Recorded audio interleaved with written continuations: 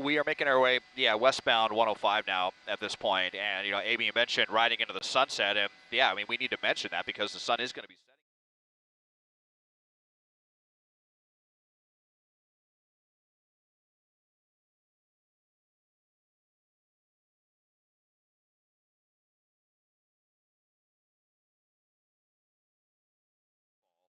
Because it's just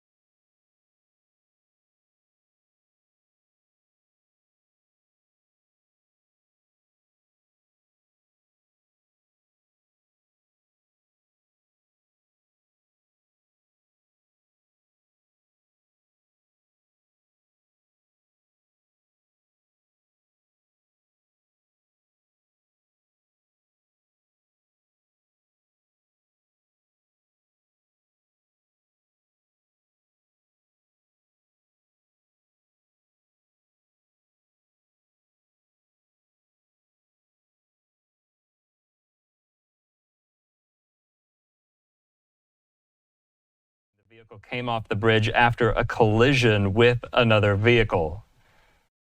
So we're not entirely sure right now if this is weather-related or driver-related, so to speak. DC Fire confirming this was a two-vehicle collision. One of the vehicles ended up in the Potomac. Divers coming on scene momentarily. So this is pretty scary. It's scary because it's cold.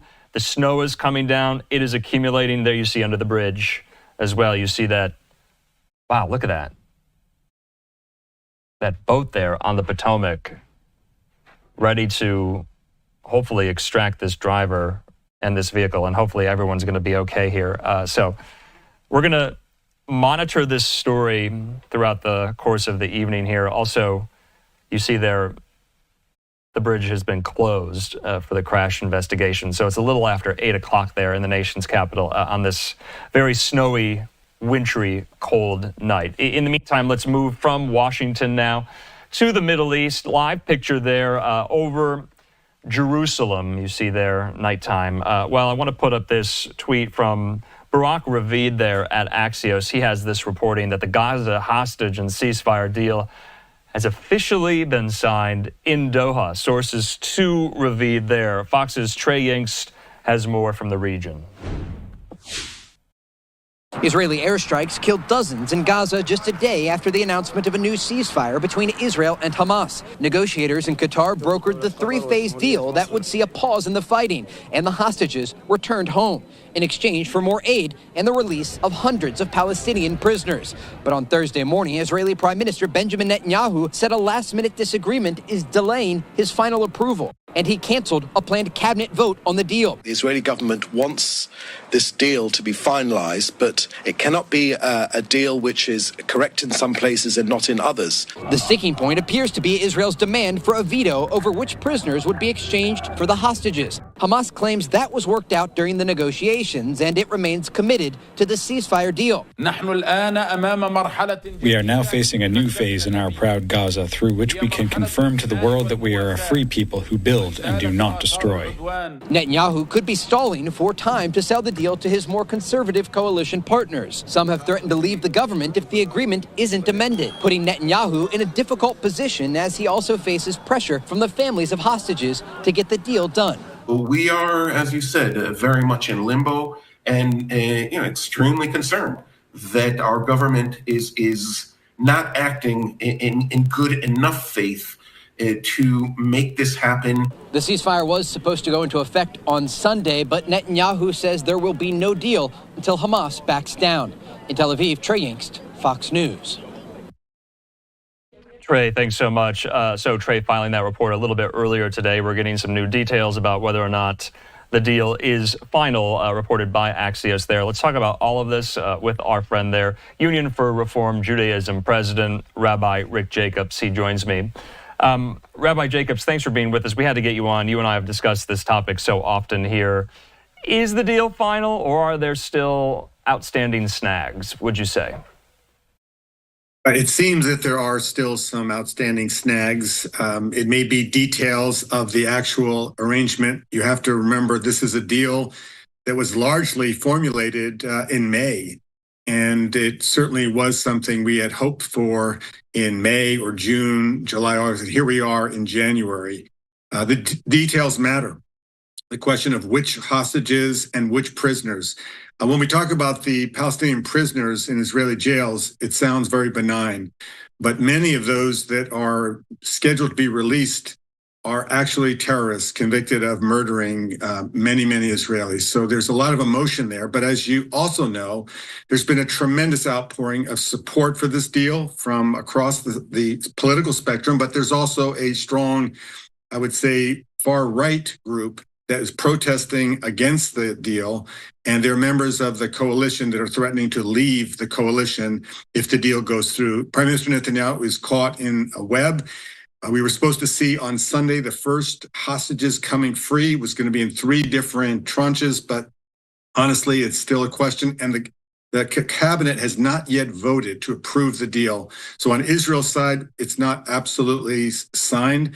We saw that Barak Ravid said that it was, but honestly, we'll believe it when we see it. Okay, yeah, I wanted to ask, I mean, is this a good deal? Is it a bad deal? Or is it just a deal? You know what? If you spend time with the families, as I have, they're desperate. Yeah. The longer there is not a deal, the less likely their loved ones are coming home alive. So this is a deal we have to swallow, and to give back these murderers is a hard price. But to get home Israelis who have been spending a year and a half in horrific conditions in the tunnels of Gaza, it simply has to be done. I think the majority of Israelis agree with that. And I think Jews and people of conscience around the world understand that it must happen. So correct me if I'm wrong, Rabbi, but the first and only deal that materialized back in November of 2023, did that also require a vote of the entire Knesset like this one? It was a slightly different arrangement. I see. This is multi-phase. And also the question of, does this bring the war to an end? Is it a ceasefire? Is it a temporary truce? All those questions have gotten more heightened. Okay. I think we also have to pay attention to the U.S. administration that's been working on this, but credit has to also be given to President-elect Trump. His team, particularly Steve Witkoff, who is his Middle East envoy, has been in Qatar and has been a very important force in bringing the sides together. So a rare expression of partnership between the current American government and the incoming, but for a very noble cause. To the layperson watching who's not familiar with Israeli politics or Jewish tradition even, could you explain, I'm getting this question from a lot of folks, the imbalance, why is it there? Why does Israel only get 33 of the 100 plus hostages still remaining, yet they have to release hundreds of Palestinian prisoners? Why the imbalance? Why would they go for that deal? Well, let me put you back a little bit in history. The last major deal that we had going back to Gilad Shalit, one Israeli soldier who was in Hamas's control, he was kidnapped, spent 5 years there. They gave 1,000 security prisoners for the one Israeli soldier. I can't explain to you how that kind of proportion is worked out, but what we know is that is the cost, and it's a cost that has to be paid because these are lives of our loved ones. In the Jewish tradition, the redemption of kidnapped individuals is the highest obligation that we have. And so the cost is heavy, but the urgency and the life-saving quality of this deal is a must. So does Hamas live to fight another day after and if phase one is complete? Those are all the big questions, Andrew. After phase one, will there be a phase two? And frankly, you have to remember, Hamas is not a state actor. They're a terrorist organization. And the idea that they will have integrity with commitments that they make is not something that Israelis or, frankly, anybody who's been watching or paying attention. They are greatly degraded. Obviously, the big question also after this ceasefire is what will be next? What will happen to Gaza? Will there be a better tomorrow? Will the people of Gaza, there's so many innocent Gazans who are caught in the midst of this war. They need to have humanitarian aid, but will their future have anything that will resemble a life of dignity? These are all really outstanding questions, and there really are not answers at this moment. So I think it's so interesting that the Biden-Harris administration, in conjunction with National Security Advisor Sullivan, Secretary of State Blinken, and others, have been working around the clock for months to diplomatically secure this. And then you have some of these incoming Trump administration officials in the mix, and 5 days before he's sworn in as president, there is a deal on the table, and it's almost finalized. To me, that is quite stunning here. Former Democratic Congressman from New Jersey, Tom Malinowski, he tweeted this today, Rabbi. He said this was Biden's deal, but as much as I hate to say it, he couldn't have done it without Trump. Not so much Trump's performative threats to Hamas, but his willingness to tell Bibi bluntly that the war had to end by January 20th. Why didn't Biden ever say that, do you think? Because you and I have discussed Biden and Bibi's very frosty relationship. He could have said that, right? He could have said it, but it wouldn't have had the effect. I think what Trump has done here, and clearly the Israeli, country, if you would have taken an election poll, Israelis were overwhelmingly supportive of Donald Trump. And so Trump is trusted by Bibi as somebody who is going to be there, is going to have Israel's back in all cases.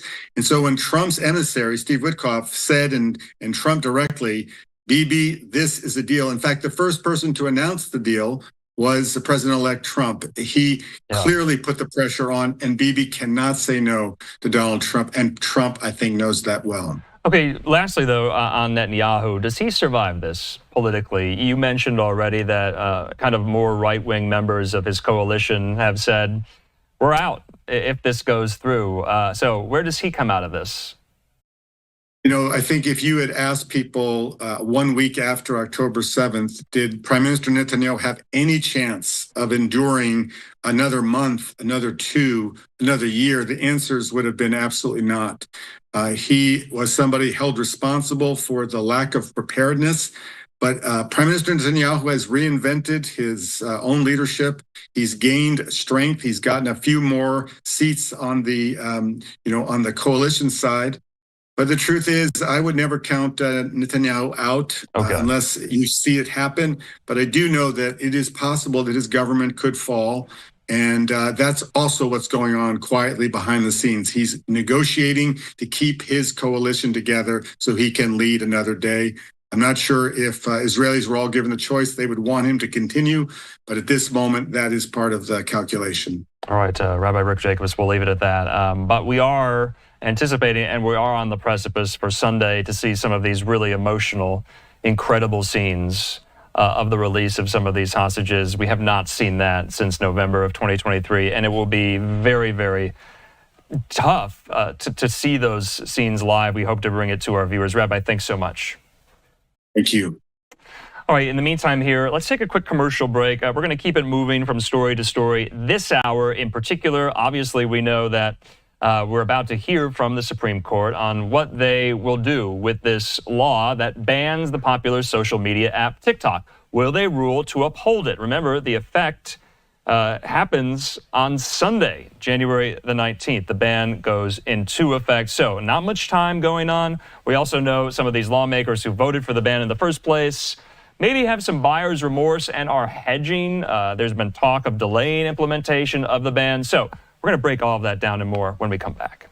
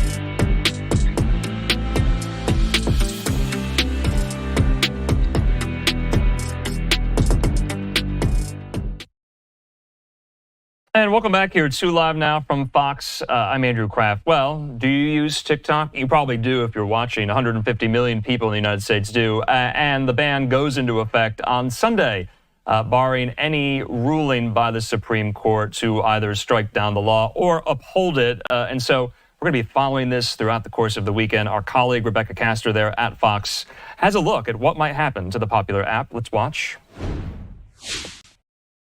With a ban on TikTok possibly days away, President-elect Trump and his national security team seem ready to give the social media app a lifeline. We will put measures in place to keep TikTok from going dark. How the incoming administration plans to do that, though, remains to be seen. Congress passed a law in April requiring the app's Chinese-based developer to sell TikTok to a U.S. company, after lawmakers warned the Chinese government could be collecting users' data. The deadline for that sale is Sunday. We want TikTok to survive and flourish.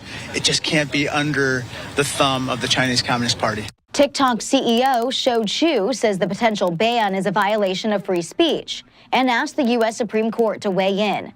The justices heard the case last week, but have yet to issue their ruling. It's kind of ironic that China does not allow an American social media platform that they can't censor or take control over in their country, but yet we allow the CCP to come in here and buy up farmland, buy up land around our military installations. Amid the legal battle, TikTok CEO is planning to attend Trump's inauguration on Monday, leading some lawmakers to question whether the incoming administration will be tough on China. And the irony in all this was Donald Trump was the first guy to point out this problem.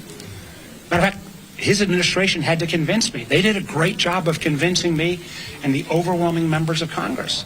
The law says if there's a significant deal in the works, the deadline to sell could be pushed back by 90 days. In Washington, Rebecca Castor, Fox News. Rebecca, thanks so much. In the meantime here, I want to put this up from Fox News Sunday host Shannon Bream. She says, TikTok answer on Friday. SCOTUS releases opinions at 10 a.m. Eastern on Friday. No idea if it will include the decision on the expedited TikTok case, but possible. She says we'll bring it to you as it breaks on Fox News. We'll also bring it to you as it breaks here on Live Now from Fox. In the meantime, I spoke with some experts about what this all means going forward. Have a listen. Adam, good to see you. I know you've been on Live Now talking about this before. What happens on Sunday for everyone who has TikTok on their phone, who uses it on a daily basis? What happens? Well, as you said, the big question mark is, does the Supreme Court say anything? And so I want to say that this is what we expect to happen absent Supreme Court involvement, so Supreme Court ruling. But I would say, based on the arguments we heard at the Supreme Court last Friday, I don't expect them to save TikTok. So what happens? We know that the law that Congress passed says that app stores, so the Apple App Store and Google Play Store, cannot provide TikTok as a new download as of Sunday. We also suspect, though it's never been confirmed, that any U.S. company cannot host TikTok. So much of TikTok user data is on Oracle services. Oracle's an American company. And so there's been some speculation that it couldn't, the user data for existing users would maybe have to be moved to offshore servers, data centers after Sunday, or to make sure that it's still operable for existing TikTok users. The big question mark is that there have been multiple news reports in the last day that TikTok plans to actually just take the app dark for all Americans, even existing users, not try to move it to offshore data centers, perhaps to show the American people what they'd be losing, perhaps in some kind of strategy to try to get some salvation after that. But that is apparently the company's plan. Well, we don't know that for certain, but that's been reported the last couple days. So it seems like there's a failure of imagination kind of going on here because there's so many users daily on TikTok to the tune of, 150 million. We just don't know what that landscape looks like. And maybe we will on Sunday, and maybe we won't. But the Biden administration and even some lawmakers who voted for this ban in the first place have come out in recent days and have hedged quite a lot here, saying that they would prefer a delay of implementation. Even the incoming Trump-Vance administration has taken that tack as well. I did not know you could do that with U.S. law that's being adjudicated at the highest court in the land. We have this statement on background from a White House official. They say, quote, "Our position on this has been clear. TikTok should continue to operate under American ownership, given the timing of when it goes into effect over a holiday weekend, a day before inauguration. It will be up to the next administration to implement." So the Biden-Harris administration leaving the White House, and they're not actively going to enforce this. What do you make of that? Well, the law that Congress passed does say that this deadline of Sunday, that whoever is president at the time could grant a 90-day extension to that deadline to give ByteDance, which is TikTok's parent company, more time to find a buyer. So that authority exists solely with President Biden, and candidly does not, in my view, extend to President Trump. That's not something that he has the ability to do. The real problem, though, is that ByteDance has shown zero indication of wanting to find a buyer. There are real questions about whether the Chinese government, which ultimately ByteDance has to abide by, will let ByteDance sell TikTok to an American company. And they haven't done anything. This has been, 6 months plus where they could have been making efforts to sell the service, but they haven't. And so I'm very doubtful that any extension of time would lead to any different result. I don't believe the Chinese government wants to allow ByteDance to sell TikTok to anyone. But TikTok all along has cited free speech grounds as the rationale to fight this. But if you're ByteDance, the parent company, they're not necessarily taking that track here. What do you think their move is? I mean, what will ByteDance do if they don't want it to be sold to an American entity, and there was that report that they might shut it down altogether? That underscores the national security grounds, does it not? Absolutely. Look, if TikTok was just some harmless video app, I'm not sure the Chinese government would have dug its heels in so deeply to prevent the sale. So the fact that they're resisting it so strongly kind of lends credence to people who say China views TikTok as a national security asset. So I think we ought to view those kind of protests as validation of the original concerns that people have had with TikTok. But I think, if this was if China was kind of a normal country and if this was a normal company, I think they would have sold the company to an American owner because it would be validation. Here was a Chinese corporate success story. But I don't believe that's going to happen, because now I think what will happen is it probably will go dark, and President Xi can say, well, look, to the Chinese people, look, this is just another example of those awful Americans mistreating us. They'll use it for domestic propaganda purposes. So what's so interesting, there seems to be some cognitive dissonance going on here, especially amongst Republicans who arguably are hawks when it comes to China. But they are seemingly singing a different tune here. Incoming National Security Advisor, the Congressman Mike Waltz, he was on Fox the other day. He says the incoming administration will put measures in place to keep TikTok from going dark there. So how do you square those two things? If it is such a national security concern, if China is harvesting data with American users via ByteDance, yet the incoming administration wants to keep it in place or at least delay the implementation, is there a disconnect there? Yes, and it's all because of Trump. And I want to be clear, this is not about really Republicans. Most Republicans in Congress are still concerned about TikTok's Chinese ownership. But Mike Waltz, used to be a TikTok critic. Now he works for President Trump. Brendan Carr, the FCC chair, incoming FCC chair, used to be a TikTok critic. Now works for President Trump. Trump flip-flopped on China. And he flip-flopped soon after one of his major donors talked to him last year. As one of his major donors is a major U.S. investor in TikTok. And, and since the election, TikTok executives have gotten in front of Trump and said, hey, Trump, look how well your campaign performed on TikTok, playing to his ego. Look, Trump governs from ego, not ideology. And so but I don't think just because Trump has flip-flopped, I don't think that means most members of Congress have flip-flopped. I actually believe, members of Congress have actually written to Apple and Google and Oracle in recent weeks saying, we still expect you to abide by this law, regardless of what Trump or Biden say. But there are even some Democratic senators who voted for the ban in the first place. I'm thinking Ed Markey of Massachusetts. Today, he introduced legislation to delay the implementation of this ban here. So where are they coming from? Why do they want this delayed?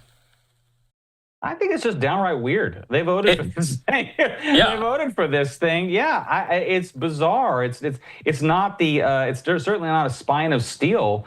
Look, TikTok has had plenty of time to find a new owner. The fact that they haven't really should just validate Congress's original concerns. I get it, the politicians don't want to be held responsible, but this was all foreseeable. I think it's perfectly acceptable to say TikTok's a great app. We just don't want to have Chinese ownership of one of our most important social media apps. That's was the line that Congress drew last year. It was pretty overwhelming. I think that's where still most members of Congress are. Yeah, I guess we'll just have to wait and see if the Supreme Court does rule on it. I mean, they will rule on this before Sunday, right? That's right. Now the question is, would they do have the power to postpone the Sunday deadline? Okay. It's a little strange that if they were going to do that they haven't done that yet. It's frankly very strange that they haven't ruled at all. But I would say most observers of the arguments on Friday seemed to, agreed that the court was leaning against TikTok, was leaning in favor of the national security arguments and against TikTok's First Amendment arguments, as you.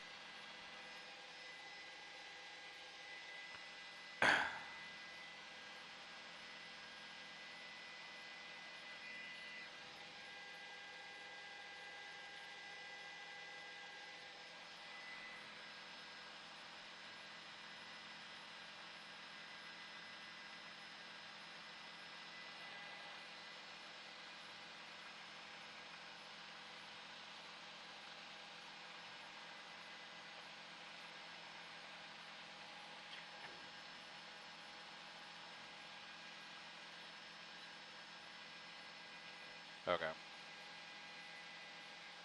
Yep. Yep.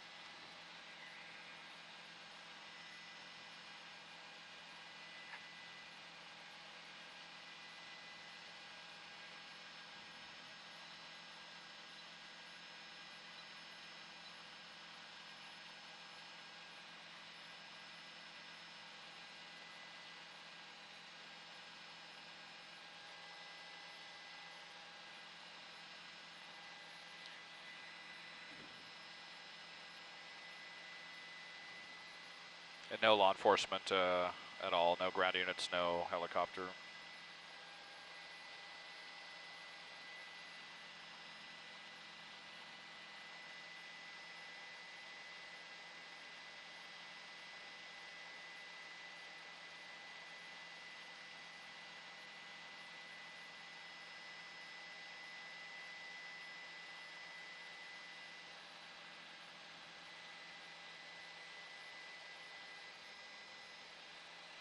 I got them here, the original two. I think it's the original two.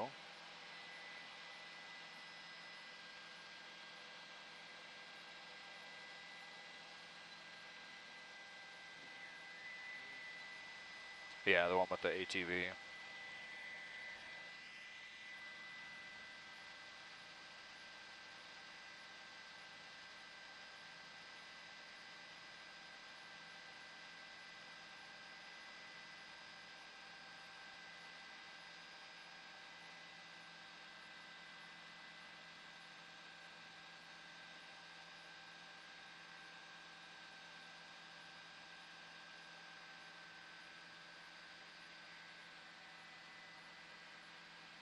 I think they stopped underneath.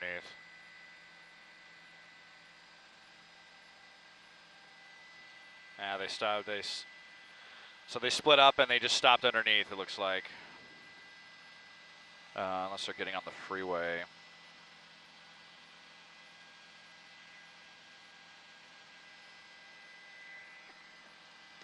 The original two were with a guy on an ATV. They went underneath the bridge here, and I think they're stopped underneath the bridge.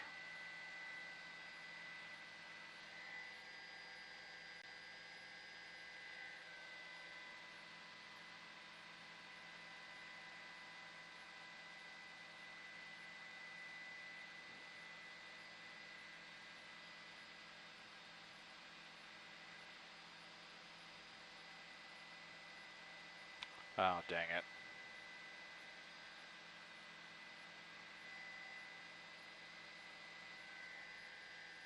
Seven says he has them.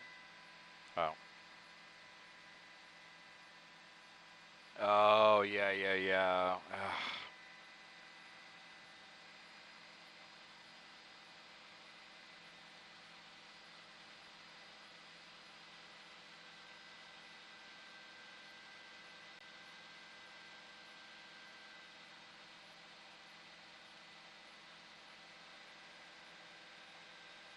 Yeah, dang it, that was tricky there. It might have.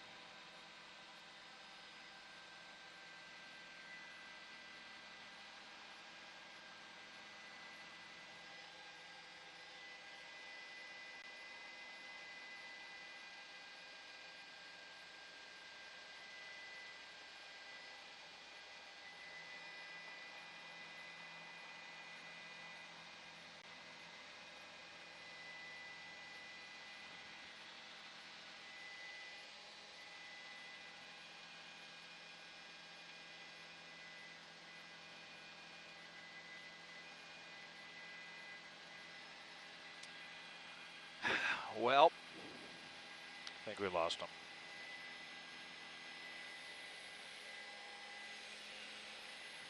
They have the other group over here. Yeah. Hard to see, they have no lights. Sorry, guys. I didn't see him come out of that bridge, but the on-ramp there at Hoover is really weird. They might have been able to slip on the freeway, but looking on, and of course, they have no lights either, so we don't see them.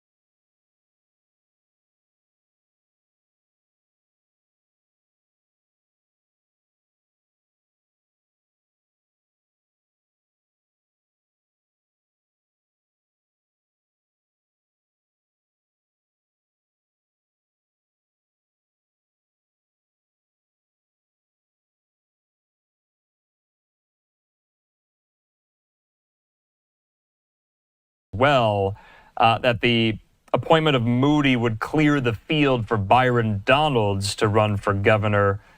Fox was told Moody had also tinkered with running for governor as well here. Have you heard that? Yeah, I mean, Byron Donalds, he's got some Trump world people behind him. He may be the Trump candidate in the end.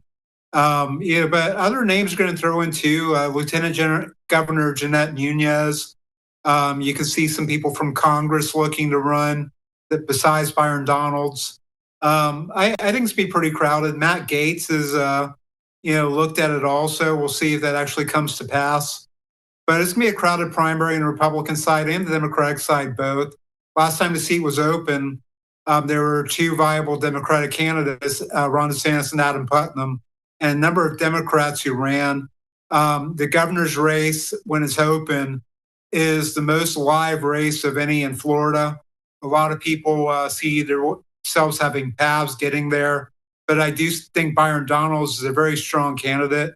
Okay. You could even see First Lady Casey DeSantis running in the end. Oh, wow. You never know. So, AG, just lastly, though, we're talking about the upcoming governor's race in 2026, though. Moody is just going to fill this seat until the term expires. And then there will be a Senate race for the full 6-year term here. Who's in the mix for that? Are we getting too ahead of ourselves here or no? There are people talking about challenging her. Representative Corey Mills, he wanted to be the DeSantis appointee to the seat. He said he is thinking about running in 26. Other people will also. You see Democrats look at it also, but when you look at what happened in the last couple of election cycles in Florida, Republicans have dominated. And I think being the incumbent, Ashley Moody will consolidate very quickly. Okay. She will have Trump's backing. She will have DeSantis' backing. I don't think there's really a path to challenge her as an incumbent in the seat. She's got 2 years to get a campaign apparatus going. She knows what she's doing, and she will be a prohibitive favorite. All right, A.G. Gankarski, we're going to have to leave it at that. Always good to see you, A.G. We'll talk soon. Hey, thanks a lot, Andrew. All right, in the meantime here, we're about to watch the announcement made by Governor DeSantis today with Florida Attorney General Ashley Moody, who will fill the vacant Senate seat there, left by Marco Rubio, who, for all intents and purposes, is expected to be confirmed as Trump's next Secretary of State. In the meantime here, let's move from Florida briefly, though, to Ohio. Remember, there is an open Senate seat, a vacant seat in Ohio as well. The Washington Post has this, our friend Jeff Stein, that President-elect Donald Trump is encouraging Vivek Ramaswamy to take the Ohio Senate seat vacated by J.D. Vance's departure. He says it's unclear what this would mean for DOJ, which Trump picked Ramaswamy and Musk to lead in November. Of course, the Senate decision is up to Ohio's governor, the Republican Mike DeWine. So the question is, what will Governor DeWine do about this already vacant seat of Vance? Remember, Vance resigned his Senate seat last week. Fox is told Trump has advocated DeWine to appoint Vivek Ramaswamy. Ramaswamy is an Ohio native. Now, Vance's successor would then have to run in a primary and special election in 2026 to fulfill the remainder of Vance's term, and then he'll have to run for a full term in 2028 here. So wanted to make sure we got that in. In the meantime, from Ohio, back to Florida, here's Governor DeSantis. Time for Washington, D.C. to deliver results to the American people. There are no more excuses for Republicans. We can't choose the easy path here. We must be able to do what it takes, make the hard decisions necessary to usher in a revival of the American experiment. Now, President Trump's election was remarkable, and he earned a mandate for change. And yes, the results themselves, winning the popular vote, winning the swing states, was certainly something that's noteworthy. But what was more noteworthy is no candidate has ever had to endure a flurry of bogus prosecutions and 2 assassination attempts and having the entire legacy media apparatus doing everything they can to prevent his return to office. So we as Republicans cannot squander this opportunity. And that means we need a Congress, both the House and the Senate, that will rise to the occasion and make history. No more business as usual in Washington, D.C.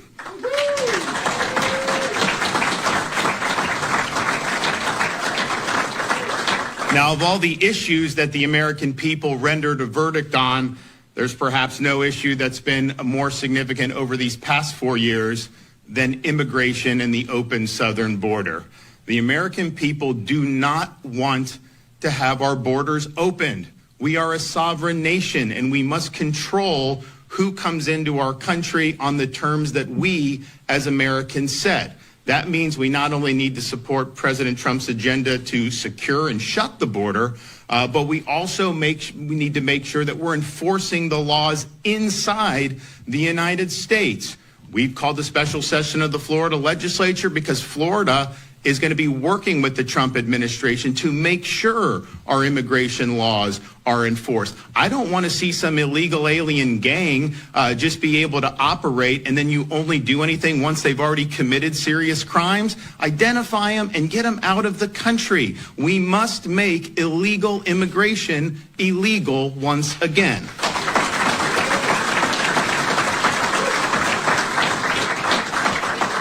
The other issue that clearly animated voters' momentous decision in November is the economic crunch facing people all across the United States of America. This economic crunch is government-induced.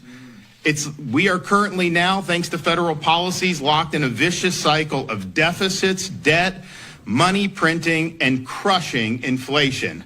We need Republicans in the Congress to stop this spending spree once and for all. Downsize the federal government, eliminate wasteful programs, abolish certain agencies, and empower the states to take over the functions that our founding fathers originally intended. Florida has shown that this can be done. We have cut taxes every year since I've been governor. I have had the opportunity to veto billions and billions of dollars in wasteful spending, and we have paid down 36% of the state's historical debt. From the 1840s to the present, we've paid down 36% just since 2019, and it's not an accident that because of those policies, since I took office in 2019, Florida leads the nation in economic growth amongst all 50 states. We've shown it can be done. They need to get it done.